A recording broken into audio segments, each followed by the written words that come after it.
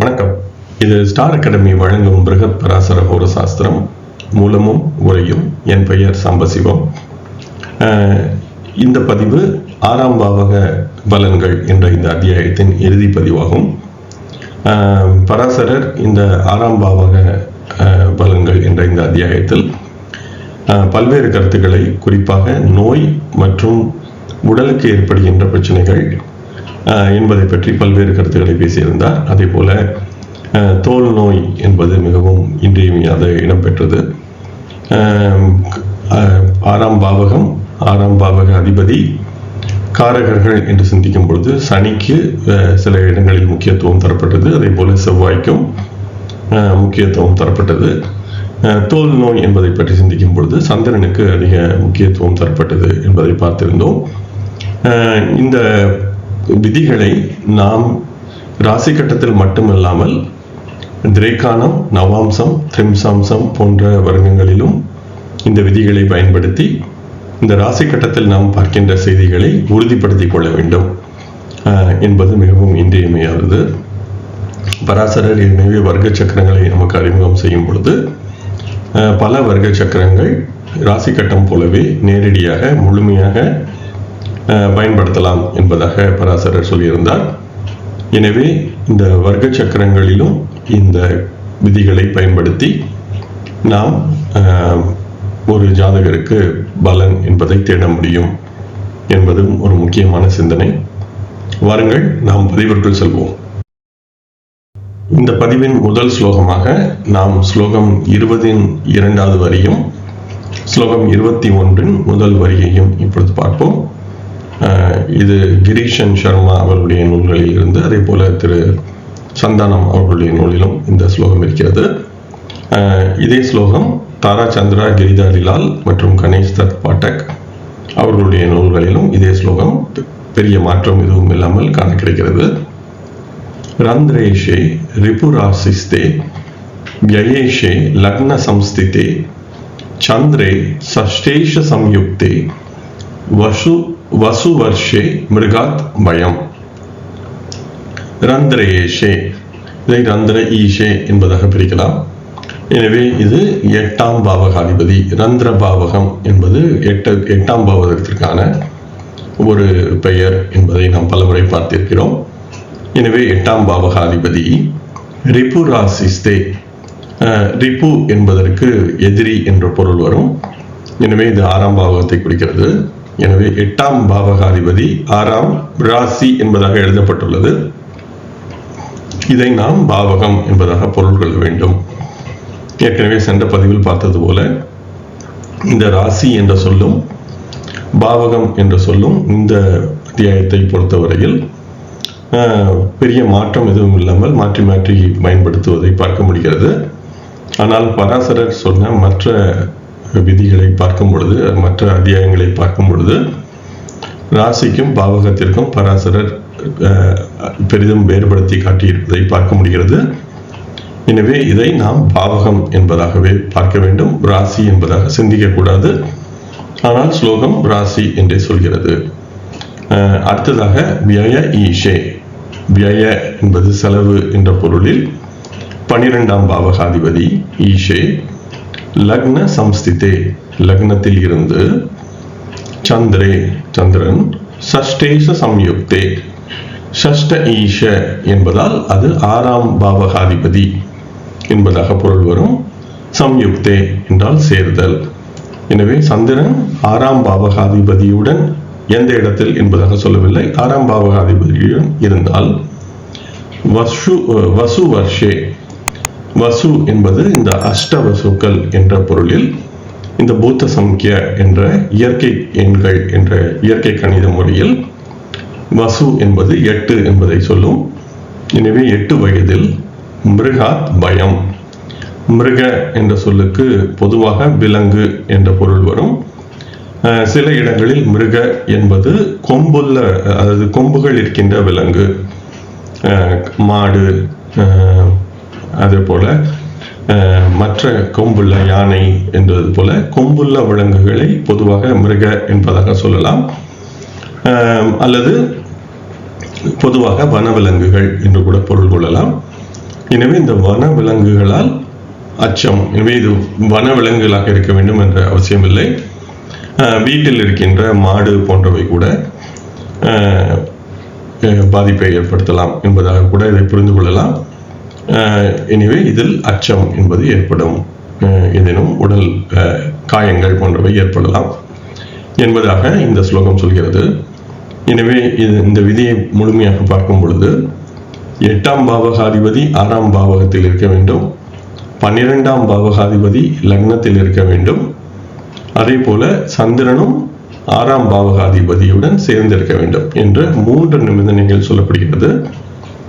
அந்த 3ம் பொருந்தி இருந்தால் 8 வயதில் விலங்குகளால் அச்சம் என்பது ஏற்படும் என்பதாக இந்த ஸ்லோகம் சொல்கிறது. எனவே இது ஒன்று மட்டும், இந்த நிபந்தனைகள் ஏதேனும் ஒன்று மட்டும் இருந்தால் இந்த விதியை பயன்படுத்த முடியாது. இந்த 3 நிபந்தனைகளும் பொருந்தி இருந்தால் என்பது மிகவும் இன்றியமையாதது.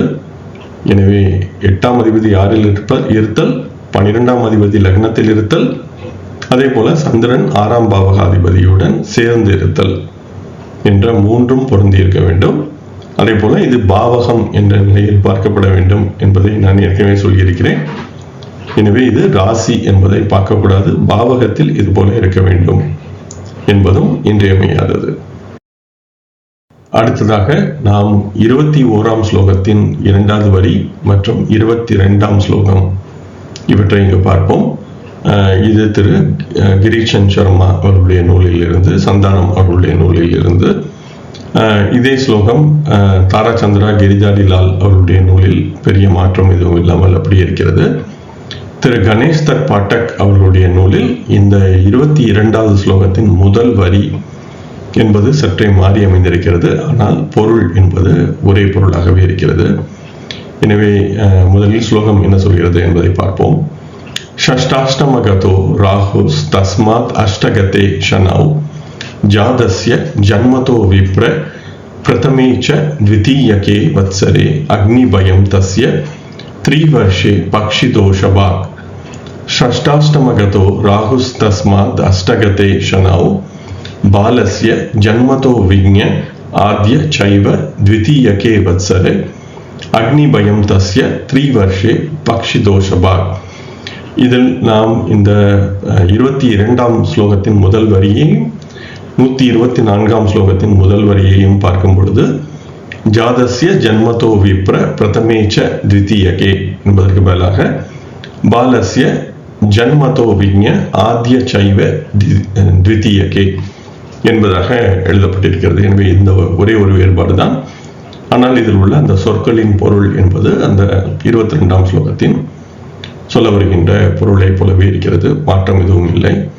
எனவேதான் இது மனப்பாடம் செய்யப்பட்டு மீண்டும் பிரதி எடுக்கப்படும் பொழுது நினைவில் இருக்கின்ற மாற்றங்கள் என்ற விதமாக அந்த சமஸ்கிருத ஸ்லோகங்களின் கட்டமைப்பை அப்படியே கட்டமைத்து கொள்ள வேண்டும் என்பதற்கு ஏற்ப சொற்கள் மாற்றி எழுதப்பட்டு, ஆனால் கருத்துக்கள் இந்த இடத்தில் மாறாமல் எழுதப்பட்டிருக்கிறது என்பதையும் நாம் இங்கு பார்க்க முடிகிறது. எனவேதான் இந்த நூல் நினைவில் வைக்கப்பட்டு மீண்டும் அது எழுதப்பட்டிருக்கிறது. அதாவது பல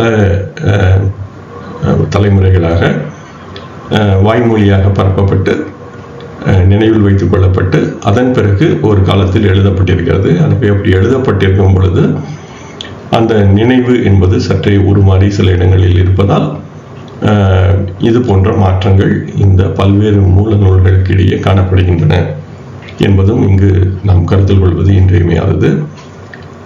சஷ்ட அஷ்டம 6, சஷ்ட என்றால் 6, அஷ்டம என்றால் 8. கதோ ராகுஸ் சென்றிருக்கின்ற ராகு.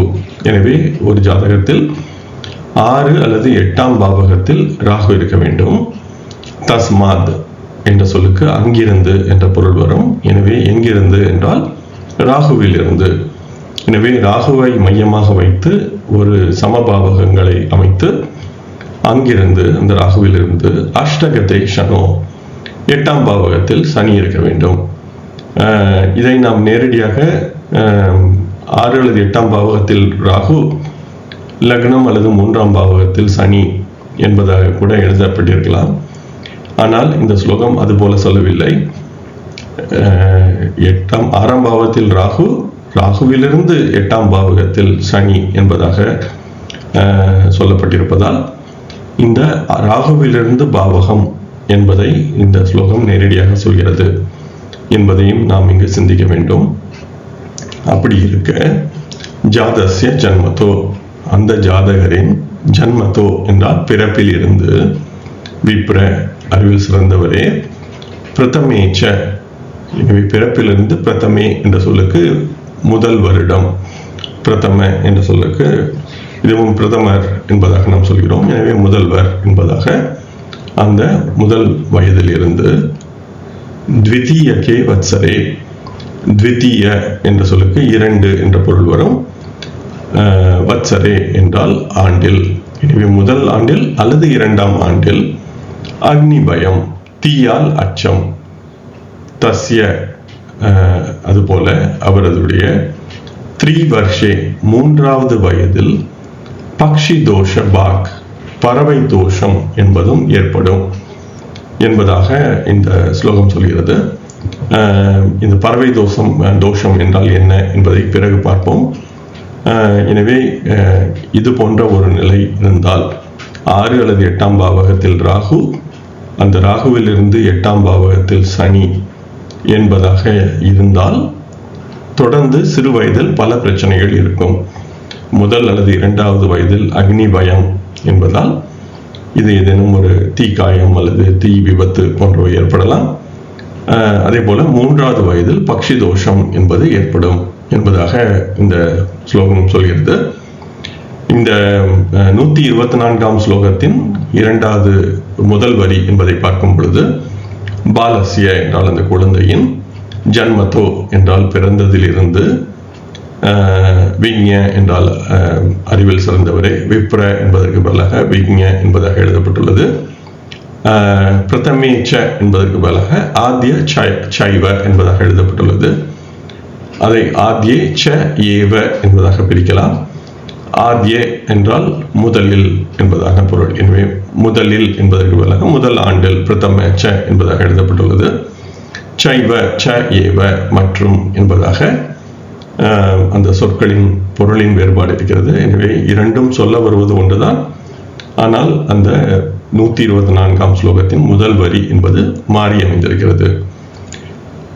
எனவே இந்த ஸ்லோகம் என்ன சொல்ல வருகிறது என்று சிந்திக்கும் பொழுது 6 அல்லது 8ஆம் பாவகத்தில் ராகு, அந்த ராகுவிலிருந்து 8ஆம் பாவகத்தில் சனி என்பது, இதில் 2 முக்கியமான கருத்துக்களை நாம் இங்கு சிந்திக்க வேண்டும். பொதுவாக 6ஆம் பாவகத்தில் ராகு, 8ஆம் பாவகத்தில் ராகு என்பது கூட பிரச்சனை என்பதாக நாம் சிந்திக்கிறோம். ஆனால் 6ஆம் பாவகத்தில் ராகு என்பது மிகவும் ஒரு நல்ல அமைப்பாக நாம் கருதுகிறோம். ஆனால் பராசரர் இந்த அத்தியாயத்தில் பார்த்த ஸ்லோகங்கள் அனைத்திலுமே 6ஆம் பாவகத்தில் பாவர் என்பது ஒரு நல்ல அமைப்பு இல்லை, நோயை பொறுத்தவரையில், விபத்துகளை பொறுத்தவரையில் என்பதை தொடர்ந்து சொல்லி வருவதை நாம் பார்க்க முடிகிறது. எனவே இந்த இடத்திலும் 6இல் ராகு என்பது மிகச்சிறந்த ஒரு அமைப்பு இல்லை. குறிப்பாக அந்த ராகுவிலிருந்து 8ஆம் பாவகத்தில் சனி, எனவே கிரகத்திலிருந்து பாவகம், அதே போல அந்த 8ஆம் பாவகம் என்பதும் மிகவும் ஒரு இன்றியமையாதது என்பதை நாம் சிந்திக்க முடியும். எனவேதான் இப்பொழுது நாம் ஆயுளை பற்றி சிந்திக்கும் பொழுது 8ஆம் பாவகத்திற்கு 8ஆம் பாவகம் 3ஆம் பாவகமும் ஆயுளை காட்டுகிறது என்பதாக சொல்கிறோம். எனவே இப்பொழுது 6ஆம் பாவகத்தில் ராகு, அந்த 6க்கு 6இல் அந்த 6இலிருந்து 8ஆம் பாவகத்தில் சனி என்பதை அந்த கிரகத்தை மையமாக வைத்து மீண்டும் நமக்கு தேவையான ஒரு பாவகத்தை சிந்திப்பது என்பதும் இந்த இடத்தில் பேசப்படுகிறது. எனவே இந்த 2 விதமான ஜோதிட விதிகள் என்பதை நாம் இங்கு சிந்திக்க வேண்டும். ஒன்று, 6ஆம் பாவகத்தில் பாவர் இருத்தல் என்பது நோயை பொறுத்தவரையில் அவ்வளவு முக்கியமான ஒரு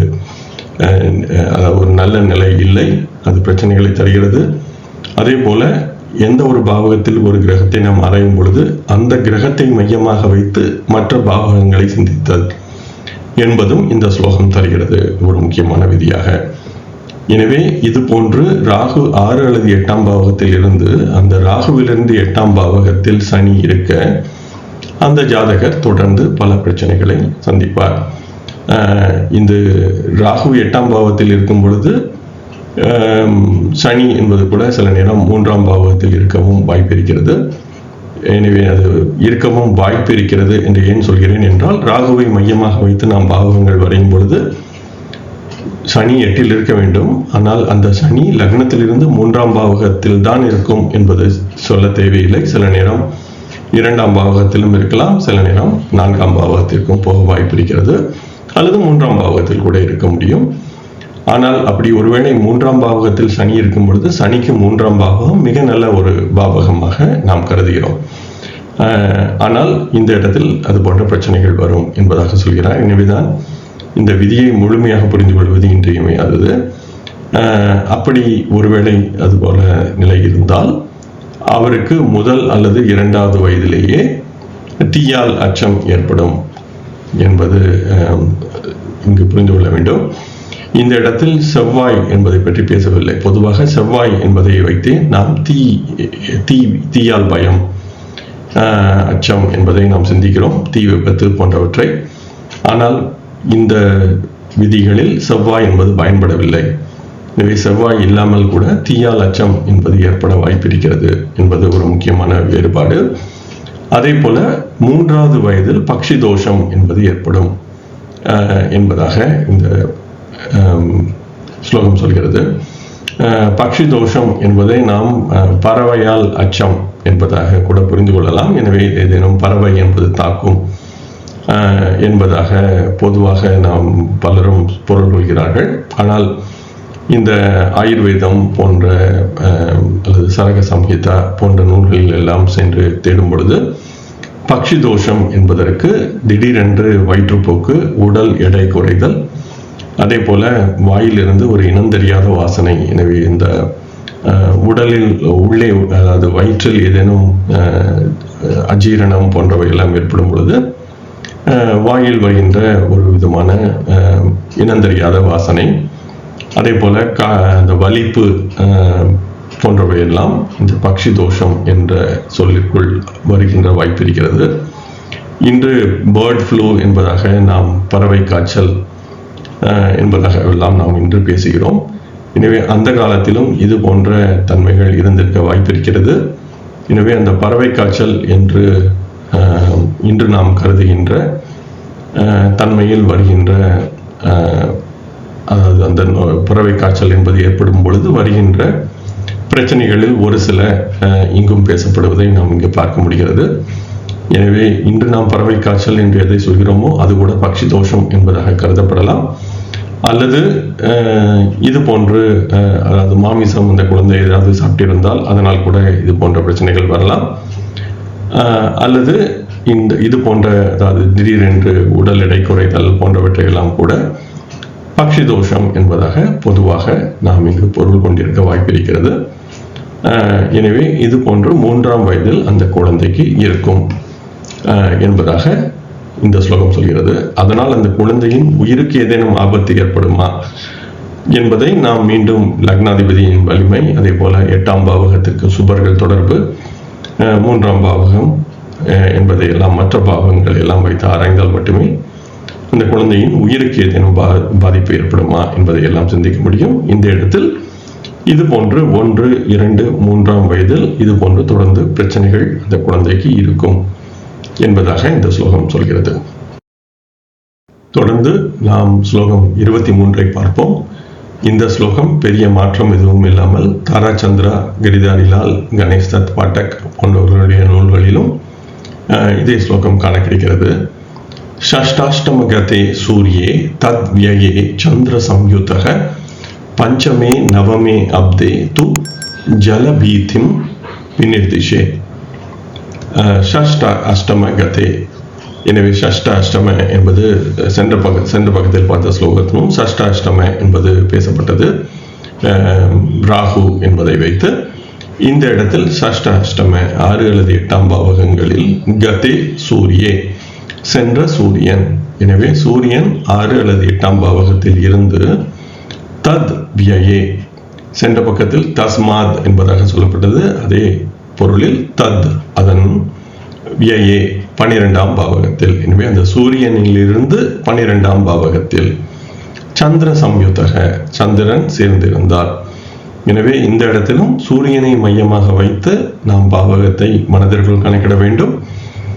30 பாகைகள் கொண்ட சமபாவகம் என்பதாக, அல்லது ஜெகநாத ஹோரா போன்ற மென்பொருளில் நாம் இதை மீண்டும் பாவச்சக்கரம் சூரியனை மையமாக வைத்து நாம் சமபாவகங்கள் என்பதை தேர்ந்தெடுத்து அமைத்துக் கொள்ள முடியும். ஆனால் இது சமபாவகங்கள் என்பதால் நாம் நேரடியாக சற்றை பழக்கப்படுத்திக் கொண்டால் மனதிலேயே கணக்கிட்டுக் கொள்ளவும் முடியும்.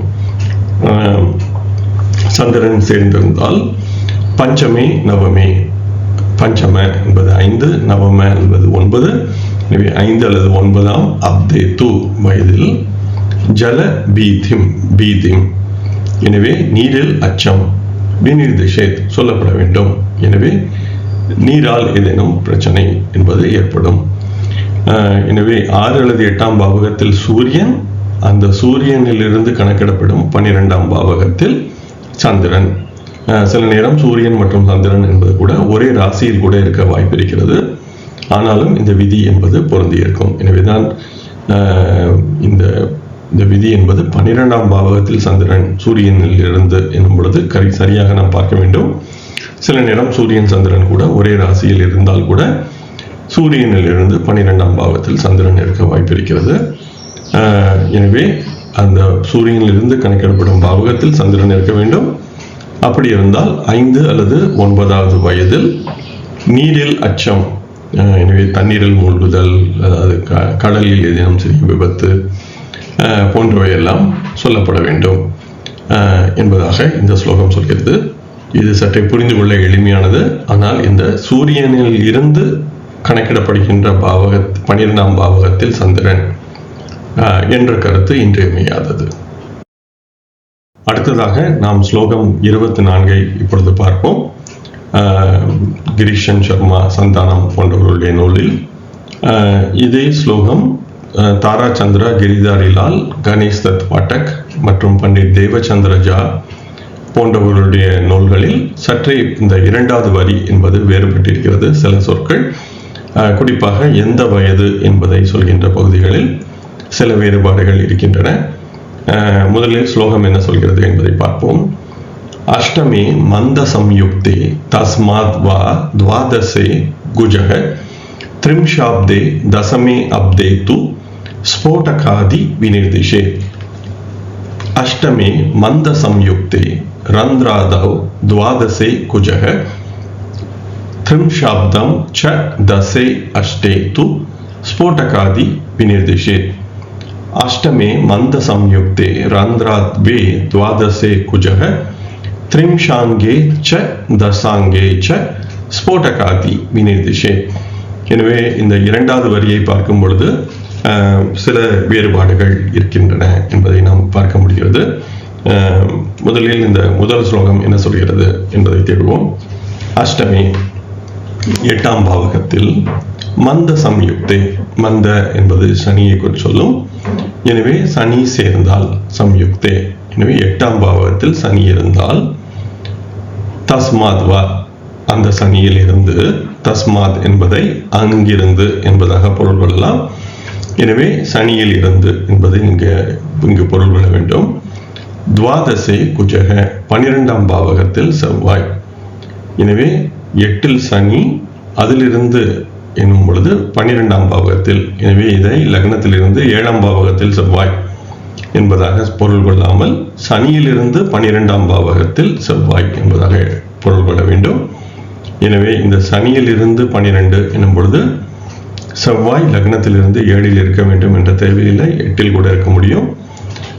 எனவேதான் இது சனியிலிருந்து 12ஆம் பாவகத்தில் செவ்வாய் என்பதாக பொருள் கொள்ள வேண்டும். அப்படி இருந்தால் த்ரிம்ஷ அப்தே, த்ரிம்ச என்பது 30 என்பதால் 30ஆம் வயதில், தசம அப்தே து 10ஆம் வயதில், தசம அப்த என்ற 10ஆம் வயதில், ஸ்போட்டக ஆதி. ஸ்போட்டக என்ற சொல்லுக்கு இதை நாம் ஹிந்தியில் ஆங்கிலத்தில் கூட ஸ்பாட் என்பதாக நாம் இந்த சொல் மருவி சென்றிருக்கிறது என்பதாக கூட நாம் சொல்லலாம். எனவே ஸ்போட்டக என்ற அந்த சொல்லுக்கு புள்ளிகள் என்பதான பொருள் வரும். எனவே இதை பொதுவாக அம்மை, கொப்பளங்கள் என்று உடலில் ஏற்படுகின்ற புள்ளிகள் அல்லது சில சிறிய சிறிய கட்டிகள் என்பதாக கூட இதை புரிந்து கொள்ளலாம். எனவே இது போன்ற பிரச்சனைகள் விநிர்தேஷே சொல்லப்பட வேண்டும். இப்பொழுது அந்த இரண்டாவது ஸ்லோகத்தை சொல்லும் பொழுது இந்த முதல் ஸ்லோகத்தின் முதல் வரி 24ஆம் ஸ்லோகத்தின் முதல் வரியில் தஸ்மாத் வா என்பதாக சொல்லப்பட்டது. எனவே அது சனியில் இருந்து என்பதாக பொருள் கொள்ள வேண்டும். ஆனால் இந்த 146வது ஸ்லோகம் தாராச்சந்திரா கிரிதாரிலால் அவர்களுடைய நூலில் ரந்திராதாவ் என்பதாக எழுதப்பட்டுள்ளது. எனவே 8ஆம் பாவகத்தில் இருந்து, சனியில் இருந்து என்பதாக இல்லாமல் 8ஆம் பாவகத்தில் இருந்து என்பதாக எழுதப்பட்டிருக்கிறது. எனவே அது ஒரு வேறுபாடு. தஸ்மாத்வா என்பதற்கு பதிலாக ரந்திராதாவ் என்பதாக எழுதப்பட்டிருக்கிறது. அதே போல இந்த தசமே அப்தே தூ என்பதற்கு பதிலாக தசே அஷ்டே தூ என்பதாக எழுதப்பட்டிருக்கிறது. எனவே தசமே அப்தே தூ என்றால் 10வது வயதில், தசே அஷ்டே தூ என்றால் 10 அல்லது 8ஆம் வயதில் என்பதாக பொருள் வரும். இதே கணேஷ் தத் பாட்டக் அவருடைய நூலில் பார்க்கும் பொழுது இந்த த்ரிம்ஷாப்தே என்பதற்கு பதிலாக த்ரிம்ஷாங்கே என்பதாக எழுதப்பட்டிருக்கிறது. எனவே அதுக்கும் பொருள் 30ஆம் வயதில். அதே போல தசமே அப்தே என்பதற்கு பதிலாக தஷாங்கே என்பதாக எழுதப்பட்டுள்ளது, அது 10ஆம் வயதில். எனவே திரு கணேஷ் தத் பாட்டக் மற்றும் கிரீஷன் சர்மா அவருடைய நூலில் பொருள் என்பது வேறுபாடு இல்லை, ஆனால் சொற்கள் வேறுபட்டு அமைந்திருக்கிறது.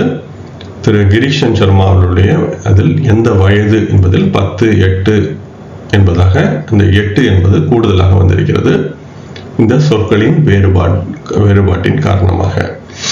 எனவே இந்த ஸ்லோகம் சொல்ல வருவது 8ஆம் பாவகத்தில் சனி, சனியில் இருந்து 12ஆம் பாவகத்தில் செவ்வாய் என்று இருக்க அவருடைய 10ஆம் வயதில் அல்லது 30ஆம் வயதில் அம்மை, கொப்பளங்கள், கட்டிகள் மூலம் சீழ் பிடித்தல் போன்றவையெல்லாம் ஏற்படும். ஸ்போட்டக என்று சொல்லப்படுகின்ற உடலின் மேல் புள்ளிகள் போன்று பல்வேறு விதமான பிரச்சனைகள் வருகின்ற தன்மை என்பது ஏற்படும் என்பதாக இந்த ஸ்லோகம் சொல்கிறது. இதுவும் எளிதான ஒரு ஸ்லோகம்தான். ஆனால் இந்த இடத்தில் 8இல் சனி என்பது பொதுவாக ஆயுளுக்கு நல்ல ஒரு அமைப்பு என்பதாக நாம் பொருள் கொள்கிறோம்.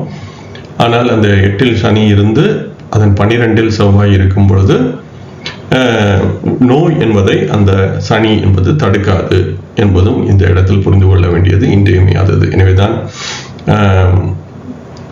இது 6ஆம் பாவகம் பற்றிய அத்தியாயம் என்றாலும் இந்த காரகர்கள் என்பதை வைத்து இந்த விதி பயன்படுகிறது, இந்த விதி சொல்கிறது. எனவே 6ஆம் பாவத்திற்கு செவ்வாய் என்பது பொதுவான காரகன், அதே போல சனி என்பதும் ஒரு ஸ்திர காரகன். இந்த 6ஆம் பாவகத்தை பொறுத்தவரையில் சனி 6, 8, 12 என்ற இந்த 3 பாவங்களுக்கும் காரகன். அதே போல செவ்வாய் என்பதும் எதிரி என்ற பொருளில் இந்த 6ஆம் பாவகத்திற்கான காரகன் என்பதால் இந்த விதி காரகர்களை அடிப்படையாக வைத்து சனி, செவ்வாய் என்ற 2 நிலையையும், இந்த பாவகத்தை பற்றி இந்த விதி பேசவில்லை, காரகனை வைத்து இந்த விதி பேசுகிறது என்ற புரிதலும் இன்றியமையாதது. அடுத்ததாக நாம் ஸ்லோகம் 25 மற்றும் 26 இவற்றை பார்ப்போம். இந்த 25வது ஸ்லோகம் மற்ற நூல்களில் காண கிடைக்கவில்லை. ஆனால் இந்த 26வது ஸ்லோகம் தாராச்சந்திரா மற்றும் கிரிதாரிலால் அவர்களுடைய நூல்களில் வேறு விதமான சொல் அமைப்பில் காண கிடைக்கிறது. எனவேதான் அந்த 148வது ஸ்லோகத்தை இந்த இடத்தில் தந்திருக்கிறேன். அதே போல அந்த 128வது ஸ்லோகமும் 26வது ஸ்லோகமும் ஒரே ஸ்லோகம் தான் கணேஷ் தத் பாட்டக் அவர்களுடைய நூலில். ரந்திரேஷே ராகு சம்யுக்தே ததம்சே ரந்திரகோணகே द्वाविंशे अष्टादशे वर्षे ग्रंथि मेहादि पीडनम लाभेशे रिपुभावस्ते रोगेशे लाभराशिगे एकत्रिंशत् समे वर्षे शत्रुमूला धन व्ययः लाभेशे रिपुभावस्ते तदीशे लाभराशिगे ஏகத்ரிம்ஷைக சத்வாரி சத்ரு மூலா தன வியயக. ரந்திரேஷே 8ஆம் பாவகாதிபதி ராகு சம்யுக்தே, ராகுவுடன் சேர்ந்து இருக்கு. எனவே 8ஆம் பாவகாதிபதி எந்த பாவகத்தில் என்று சொல்லப்படவில்லை. 8ஆம் பாவகாதிபதி ராகுவுடன் சேர்ந்திருந்து ததம்சே, அந்த 8ஆம் பாவகாதிபதியுடைய அம்சம், தத் என்பது அதன், அம்சே என்பது அம்சத்தில் என்பதாக இங்கு பொருள் கொள்ள வேண்டும். எனவே எதன் அம்சம் என்றால் இந்த ரந்திர ஈஷே என்பதால் 8ஆம் பாவகாதிபதியின் அம்சம். இப்பொழுது ஒரு ஜாதகத்தில் 8ஆம் பாவகாதிபதி குரு, அந்த குருவின் அம்சத்தில் குரு ராகுவுடன் சேர்ந்திருக்கிறது, அதனுடைய அம்சத்தில் என்பதாக அந்த ஸ்லோகம் சொல்கிறது. முதலில் சொற்களின் பொருளை தேடுவோம், அதன் பிறகு விளக்கத்துக்கு பார்ப்போம். அம்சத்தில் ரந்திர கோணகே, அது 8ஆம் பாவக திரிகோணங்களில் இருந்தால், எனவே 8ஆம் பாவக திரிகோணம் என்று சொல்லும் பொழுது அது 8, 12 அல்லது 4ஆம் பாவகத்தில் இருந்தால், துவாவிம்சே 22வது அஷ்டாதசை வருஷே, அஷ்ட என்பது 8, தச என்பது 10, எனவே 18ஆம் வயதில், கிரந்தி என்பதற்கு கட்டி, நீர்க்கட்டி போன்றவை எல்லாம், மேக ஆதி, இந்த மேக என்பதற்கு நீரிழிவு நோய் என்பது ஒரு பொதுவான பொருள், அல்லது சிறுநீரகம் தொடர்பான பிரச்சனைகள் என்பதாக கூட இதை பொருள் கொள்ள முடியும். பீடனம், நோய்கள் ஏற்படும் என்பதாக இந்த முதல் ஸ்லோகம் சொல்கிறது. 2வது ஸ்லோகத்தை பார்க்கும் பொழுது லாபேஷே, 11ஆம் பாவகாதிபதி, ரிப்பு பாவஸ்தே, 6ஆம் பாவகத்தில் இருக்க, ரிப்பு என்பது எதிரி என்பதால் அது 6வது பாவத்தை சொல்லும். ரோக ஈஷே, 6ஆம் பாவகாதிபதி, லாப ராசிக்கே, 11ஆம் ராசியில் அல்லது பாவகத்தில் இருக்க. எனவே இது 6, 11 பரிவர்த்தனை. ஏகத்ரிம்ஷத் சமே வருஷே, ஏகத்ரிம்ஷத் என்பதால் அது ஏக என்பது 1, த்ரிம்ஷத் என்பது 30, எனவே 31ஆம் வயதில், சத்ரு மூலாத், எதிரியின் மூலமாக, எதிரியின் காரணமாக, தன வியயக, செல்வ இழப்பு என்பது ஏற்படும், சொத்துக்கள் பறிபோகும், பண இழப்பு ஏற்படும். இந்த 148 என்பதை பார்க்கும் பொழுது ரோகேஷே என்பதற்கு பதிலாக தத் ஈஷே என்பதாக எழுதப்பட்டிருக்கிறது, பொருள் ஒன்றுதான். அதே போல ஏகத்ரிம்ஷ 31ஆம் வயதில், ஏக சத்வாரி என்பதாக எழுதப்பட்டுள்ளது, அது 41ஆம் வயதில் என்பதாக பொருள் கொள்ள வேண்டும். எனவே இந்த முதல் ஸ்லோகம், அதாவது 26வது ஸ்லோகம் ஏகத்ரிம்ஷத் சமே என்பதாக எழுதப்பட்டுள்ளது. ஆனால் தாரச்சந்திர கிரிஜராலிலால் ஏகத்ரிம்ஷ சத்வாரி என்பதாகவும் எழுதப்பட்டிருப்பதால் அது 31 அல்லது 41ஆம் வயதில் என்பதாக பொருள் கொள்ள வேண்டும். எனவே இந்த 26ஆம் ஸ்லோகத்தில் ஒரே ஒரு ஆண்டு மட்டும் தரப்பட்டுள்ளது. 148ஆம் ஸ்லோகத்தில் 2 ஆண்டுகள் இந்தந்த வயதில் என்பதாக 2 வயதுகள் பேசப்படுகின்றன. எனவே இந்த முதல் ஸ்லோகத்தை சற்றே புரிந்து கொள்ள முயற்சிப்போம். 8ஆம் பாவகாதிபதி எந்த இடத்தில் இருந்தாலும் அது ராகுவுடன் சேர்ந்திருக்க வேண்டும், முதல் நிபந்தனை. அதே போல அந்த 8ஆம் பாவகாதிபதியுடைய அம்சம் அந்த அம்ச சக்கரத்தில் 8ஆம் பாவக திரிகோணங்களில் இருக்க வேண்டும். எனவே எடுத்துக்காட்டாக இப்பொழுது 8ஆம் பாவகாதிபதி குரு என்று எடுத்துக்கொள்வோம். அதாவது இப்பொழுது ரிஷப லக்னம், 8ஆம் பாவகாதிபதி குரு, அந்த குரு ராகுவுடன் ராசி சக்கரத்தில் இணைந்திருக்க வேண்டும். எனவே குரு ராகு இணைவு ஏதேனும் ஒரு இடத்தில், எந்த இடத்தில் என்பதாக நாம் பேசவில்லை, ஏதேனும் ஒரு இடத்தில் ராகுவுடன் சேர்ந்திருக்க வேண்டும். அடுத்ததாக அந்த 8ஆம் பாவகாதிபதியின் அம்சம் என்பதால் இந்த இடத்தில் அதை நாம் இந்த 8ஆம் பாவகம் என்பது ராசி சக்கரத்தில் தனுசு என்று வருவதால் அந்த தனுசு ராசி அம்ச சக்கரத்தில் 8ஆம் பாவக திரிகோணங்களில் ஒன்றாக இருக்க வேண்டும். எனவே 8, 12 அல்லது 4 என்று ஏதேனும் ஒன்றில் இருக்க வேண்டும். எனவே இப்பொழுது இந்த அம்சம் என்பதை நாம் நவாம்சம் என்று எடுத்துக்கொண்டுவோம் என்று கொண்டால், நவாம்சத்தில் தனுசு ராசி 8, 12 4ஆம் பாவகங்களில் ஏதேனும் ஒன்றாக இருக்க வேண்டும். அப்படி இருந்தால் இந்த விதி செயல்படும். மீண்டும் ஒரு முறை சொல்கிறேன். 8ஆம் பாவகாதிபதி, நாம் இதை ரிஷப லக்னம் என்று கொண்டால் 8ஆம் பாவகாதிபதி குருவாக வரும், தனுசு ராசியாக இருக்கும். எனவே அந்த 8ஆம் பாவகாதிபதி குரு ராகுவுடன் சேர்ந்திருக்க வேண்டும். அந்த 8ஆம் பாவகாதிபதியின் அம்சம் அம்ச சக்கரத்தில் 8ஆம் பாவக திரிகோணங்களில் இருக்க வேண்டும். எனவே அந்த தனுசு ராசி என்பது அம்ச சக்கரத்தில் 8ஆம் பாவகமாக வரலாம், அல்லது 4ஆம் பாவகமாக இருக்கலாம், அல்லது 12ஆம் பாவகமாக இருக்கலாம். எனவே அம்ச சக்கரத்தில் மகர லக்னமாக இருக்கலாம், அல்லது கன்னி லக்னமாக இருக்கலாம். அப்படி இல்லையெனில் மீண்டும் ரிஷப லக்னமாகவே இருக்கலாம். அது போன்று இருந்தால் அந்த ஜாதகருக்கு அவருடைய 18 அல்லது 22வது வயதில் கட்டி அல்லது நீரிழிவு அல்லது சிறுநீரக கோளாறுகள் போன்ற நோய்கள் ஏற்படும் என்பதாக இந்த முதல் ஸ்லோகம் சொல்கிறது. என்னை பொறுத்தவரையில் இது நவாம்சம் என்பதாக மட்டும் சிந்திக்காமல் இதை திரிம்சாம்சம், அதே போல திரைகானம் போன்றவற்றில் கூட இந்த விதியை பார்க்கலாம் என்பது என்னுடைய சிந்தனை. ஏனெனில் இந்த அம்சம் என்பதற்கு பொதுவாக இந்த மொழிபெயர்ப்பாளர்கள் நவாம்சம் என்பதாகவே இதை பொருள் கொள்கிறார்கள். எனவே இந்த ஸ்லோகங்களில் எந்த அம்சம் என்பதை நேரடியாக சொல்லாமல் பொதுவாக அம்சம் என்று மட்டுமே சொன்னால் அதை நவாம்சம் என்பதாக நாம் பொருள் கொள்கிறோம். அதில் எந்த விதமான பிழையும் இல்லை. அதை நாம் நவாம்சம் என்று கருதி பொருள் கொள்ள முடியும். ஆனால் அதை மற்ற அம்சங்களிலும் நாம் தேட முடியும். குறிப்பாக திரைகானம் மற்றும் திரிம்சாம்சம் என்பதிலும் நாம் இதை தேட வேண்டும் என்பது என்னுடைய கருத்து. ஆனால் நீங்கள் நவாம்சம் என்று மட்டுமே சிந்திக்க விரும்பினால் அதுவும் சரியானதுதான், எந்த விதமான பிரச்சனையும் இல்லை.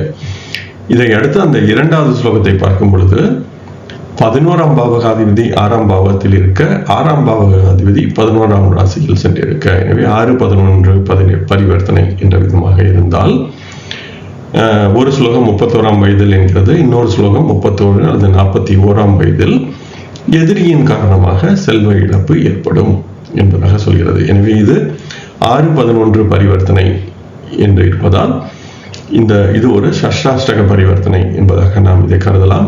எனவே 6ஆம் அதிபதி 11இல் இருத்தல், 11ஆம் அதிபதி 6இல் இருத்தல் என்னும் பொழுது இந்த எதிரி மூலம் தன லாபம் என்பது ஏற்படாமல் எதிரியின் மூலம் தன இழப்பு என்பது ஏற்படும். இது சஷ்டாஷ்டக பரிவர்த்தனை என்ற விதமாக 6, 11ஆம் பரிவர்த்தனை என்பது ஒரு நல்ல அமைப்பு இல்லை என்ற விதமாக 31 அல்லது 41ஆம் வயதில் எதிரியின் காரணமாக செல்வ இழப்பு ஏற்படும். இப்பொழுது 31 என்று சிந்திக்கும் பொழுது ஒருவருக்கு 24 வயது. எனவே குருவின் 2 சுற்று முடிந்து குரு 7வது ராசியில் கடந்து 8வது ராசிக்குள் செல்ல இருக்கின்ற நேரத்தில் அல்லது 7வது ராசியில் இருக்கின்ற காலகட்டத்தில் பிறந்த நேரத்தில் இருந்து இந்த இழப்பு என்பது ஏற்படும். 41 என்று சிந்திக்கும் பொழுது 5வது ராசி இருந்து 6வது ராசிக்குள் செல்ல இருக்கின்ற, எனவே குரு 6 அல்லது 8ஆம் ராசிகளுக்குள் பிறந்த நேரத்தில் இருந்து செல்ல இருக்கின்ற காலகட்டத்தில் இந்த பிரச்சனை என்பது இருக்கும். எனவே எப்பொழுது இந்த 6, 11ஆம் பரிவர்த்தனை என்பது செயல்படும் என்று சிந்திக்கும் பொழுது 31 அல்லது 41ஆம் வயதில் இந்த தன இழப்பு, பொருள் இழப்பு என்பது ஏற்படும் என்பதை இங்கு புரிந்து கொள்ள முடிகிறது. இறுதியாக நாம் ஸ்லோகங்கள் 27 மற்றும் 28 இங்கு பார்ப்போம். இந்த 2 ஸ்லோகங்கள் இந்த அத்தியாயத்தின் இறுதி 2 ஸ்லோகங்களாகும். இதே ஸ்லோகங்கள் தாராச்சந்திரா கிரிதாரிலால் மற்றும் கணேஷ் தத் பாட்டக் அவர்களுடைய நூல்களிலும் வேறுபடாமல் ஒரே போன்ற ஸ்லோகங்கள் காண கிடைக்கின்றன. சுதேஷே ரிபுபாவஸ்தே ஷஷ்டேஷே குரு சம்யுதே வியயேஷே லக்னபாவஸ்தே தஸ்ய புத்ரோ ரிபுர் பவேத் லக்னேஷே ஷஷ்டராசிஸ்தே ததீஷே ஷஷ்டராசிகே தசமை கோணவிம்சே அப்தே சுனகாத் பீதி பீதிருட்சதே. சுதேஷே, சுத ஈஷே. சுத என்பது பிள்ளை, குழந்தை என்ற பொருளில் குழந்தை சொல்கின்ற அதிபதி என்பதால் 5ஆம் பாவகாதிபதி. ரிபு பாவஸ்தே, 6ஆம் பாவகத்தில் இருந்து. எனவே 5ஆம் அதிபதி 6இல் இருந்து. ஷஷ்ட ஈஷே, 6ஆம் அதிபதி. குரு சம்யுதே, குருவுடன் சேர்ந்து இருந்து. வியய ஈஷே, 12ஆம் பாவகாதிபதி. லக்ன பாவஸ்தே, லக்ன பாவகத்தில் இருக்க. தஸ்ய புத்ரோ, தஸ்ய என்பதற்கு அவருடைய, புத்திர குழந்தை. ரிபுர் பவேத், எதிரி ஆவார். எனவே அவருடைய பிள்ளையே அவருக்கு எதிரி ஆவார் என்பதாக இந்த முதல் ஸ்லோகம் சொல்கிறது. 2வது ஸ்லோகத்தில் உள்ள சொற்களை பார்ப்போம். லக்னேஷே, லக்னாதிபதி. ஷஷ்ட ராசிஸ்தே, 6ஆம் ராசியில் இருக்க, 6ஆம் பாவகத்தில் இருக்க என்பதாக பொருள் கொள்ள வேண்டும்.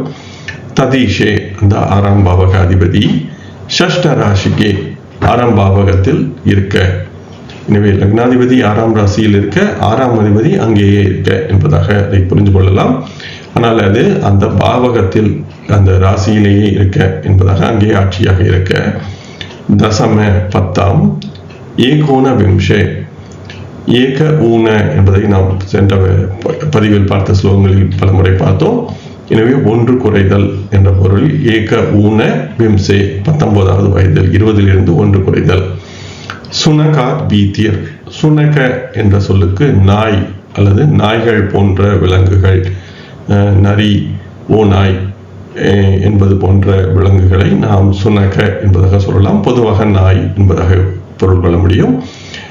அந்த நாய்களால் அச்சம், பீதி, நாய்கடி, ரேபிஸ் போன்ற ஏதேனும் பிரச்சனைகள் உச்சதே சொல்லப்பட வேண்டும் என்பதாக இந்த ஸ்லோகம் சொல்கிறது.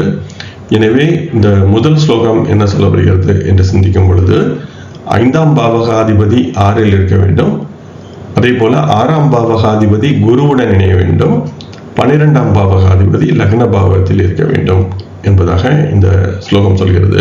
இது ஏன் இது போன்ற ஒரு நிலை என்று சிந்திக்கும் பொழுது, 5ஆம் பாவகாதிபதி 6இல் இருத்தல் என்பது அந்த குழந்தையை குறிக்கின்ற பாவகாதிபதி 6இல் இருத்தல் என்பதை நாம் நன்கு புரிந்து கொள்ள முடிகிறது. 6ஆம் பாவகாதிபதி குருவுடன் இணைதல் என்பது அந்த 6ஆம் பாவகாதிபதி சென்று புத்திரகாரகனான குருவுடன் சென்று இணைதல் என்பதை, இந்த 6ஆம் பாவகாதிபதியின் குருவின் தொடர்பு என்பது பிள்ளைகளால் பிரச்சனை, அந்த காரகன் பாதிக்கப்படுதல் என்பதாக சொல்கிறோம். அடுத்ததாக 12ஆம் பாவகாதிபதி லக்னத்தில் இருத்தல் என்று சிந்திக்கும் பொழுது, அந்த 5ஆம் பாவகத்திற்கு 8ஆம் அதிபதி என்பது 9இல் வருகிறது. 9 என்பது அந்த 5ஆம் பாவகத்திற்கு 8ஆம் அதிபதி. அது 9வது பாவகமான அப்பாவை சொல்கின்ற பாவகத்தில், லக்னத்தில் சென்று இருக்கிறது. எனவே நம்முடைய ஜாதகத்தில் 5ஆம் பாவகம் குழந்தையை சொல்லும். அந்த குழந்தையின் பாவகத்திலிருந்து 9வது பாவகம் லக்ன பாவகம் நம்மை சொல்லும். எனவே அந்த குழந்தையின் பாவகத்திலிருந்து 8வது பாவகாதிபதி 9வது பாவகத்தில் இருத்தல் என்பதால் அது லக்னத்தில் இருக்கிறது என்பதாக பொருள் பெற முடியும். அப்படி இருக்கும் பொழுது பிள்ளையே அவருக்கு எதிரி ஆவார். எனவே இது ஒரே ஒரு விதி மட்டும் இருந்தால் பிள்ளையே எதிரி என்பதாக சொல்லக்கூடாது. எனவேதான் இந்த 3 விதிகளும் சேர்ந்து ஒரு விதி, ஒரு பலனை சொல்கிறது என்பதாக பொருள் பண்ண வேண்டும். எனவே பொதுவாக நாம் இது போன்ற 5ஆம் அதிபதி 6இல் இருந்தால் பிள்ளையே உங்களுக்கு எதிரி என்பதாக சொல்லக்கூடாது என்று சொல்வதற்காகவே இந்த விளக்கத்தை சொல்கிறேன். எனவே பராசரர் இந்த இடத்தில் 3 விதிகளை சொல்கிறார். ஒன்று, 5ஆம் அதிபதி 6இல் இருக்க வேண்டும். 6ஆம் அதிபதி குருவுடன் சேர வேண்டும். 12ஆம் அதிபதி லக்னத்தில் இருக்க வேண்டும் என்று 3 நிபந்தனைகள். எனவே காரகன் பாதிக்கப்படுகிறது, அதுபோல அந்த பாவகம் பாதிக்கப்படுகிறது, அதே போல அந்த குழந்தையை சொல்கின்ற பாவகத்திலிருந்து 8ஆம் அதிபதியும் 9இல் இருக்கிறது என்பதாக இது போன்ற ஒரு நிலை என்பது ஏற்பட்டால் மட்டுமே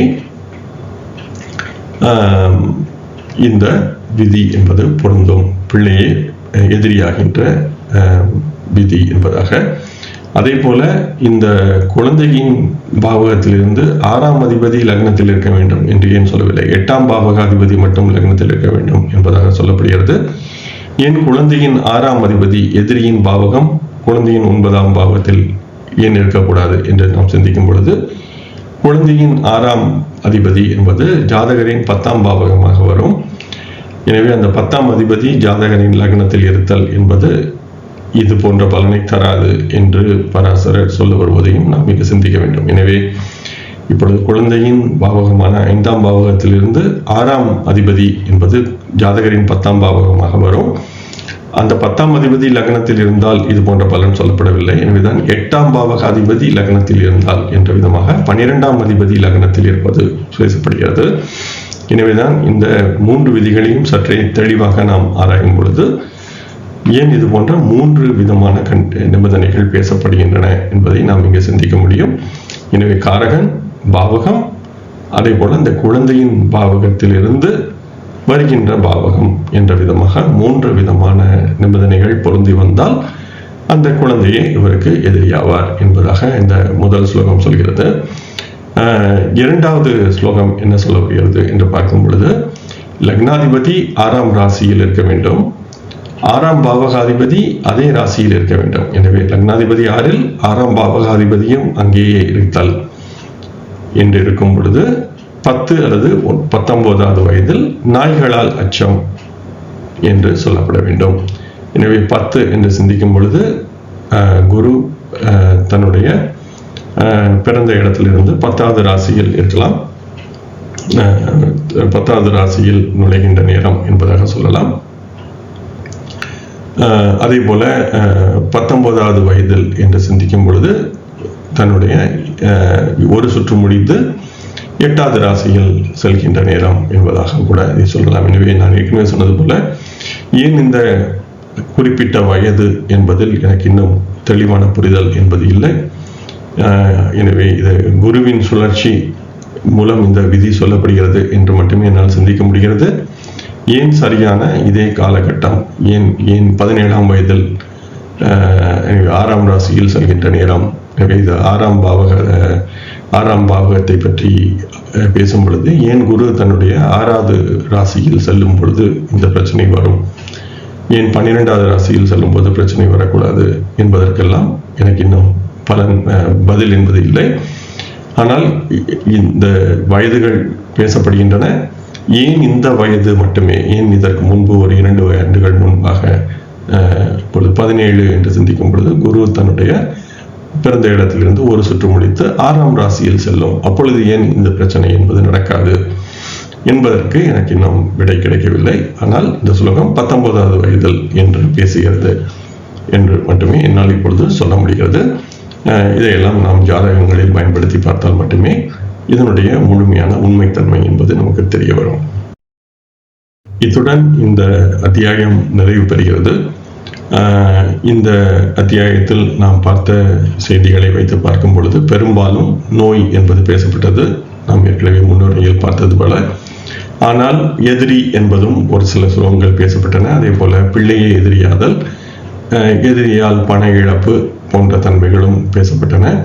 அதே போல விலங்குகளால் காயம், தீயால் பயம், தண்ணீரில் பயம் போன்றவையெல்லாம் நாம் இந்த அத்தியாயத்தில் பார்த்தோம். எனவே இது போல தண்ணீரில் பயம், தீயால் பயம் என்றெல்லாம் சொல்லும் பொழுது நாம் பொதுவாக சொல்கின்ற சந்திரன், தண்ணீர் என்று சொல்லும்பொழுது சந்திரன் பாதிக்கப்படுதல், அதே போல தீயால் பயம் என்னும் பொழுது செவ்வாய் இருத்தல் என்பதெல்லாம் இந்த ஸ்லோகத்தில் வரவில்லை என்பதையும் நாம் நினைவில் கொள்ள வேண்டும்.